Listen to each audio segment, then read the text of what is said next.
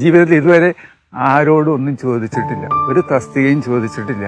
പക്ഷെ ലഭിച്ചതൊക്കെ ഒന്നാം തരമായിരുന്നു. പിന്നെ എൻ്റേത് ദൈവഹിതം നിറവേറട്ടെ എന്നുള്ള ഒരു മനസ്സുമായിരുന്നു.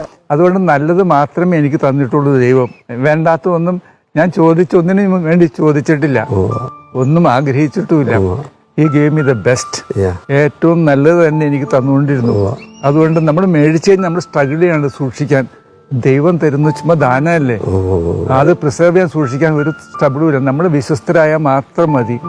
നമ്മൾ അക്വയർ ചെയ്യാൻ നമ്മൾ സ്ട്രഗിൾ ചെയ്തുകൊണ്ടിരിക്കണം, കീപ്പ് ചെയ്യാൻ വേണ്ടി. അത് നമ്മളെ ഭാരപ്പെടുത്തുന്നവരായിരിക്കും. നമ്മുടെ കൊച്ചു കൊച്ചു അപേക്ഷകളായിട്ട് ദൈവത്തിൻ്റെ അടുത്ത് നമ്മൾ ഇൻസിസ്റ്റ് ചെയ്യും, അത് വാങ്ങിച്ച് നമ്മൾ നശിക്കും. പക്ഷെ ദൈവം തരുന്ന മേടിക്കാൻ പോയാലോ, ബെസ്റ്റ്, ഏറ്റവും ബുദ്ധിപരമായ നടപടി അതാണ്. അതുകൊണ്ട് നിന്റെ ഹിതം നിറവേറട്ടെ എന്ന് പറഞ്ഞത് അത് തന്നെയാണ്. അതാണ് ബെസ്റ്റ്. മനുഷ്യന് ഏറ്റവും നല്ലത് ദൈവഹിതമാണെന്ന്. അത്രയും പ്ലാൻ ചെയ്യാൻ ലോകത്ത് ആരെ കൊണ്ടും പറ്റില്ല.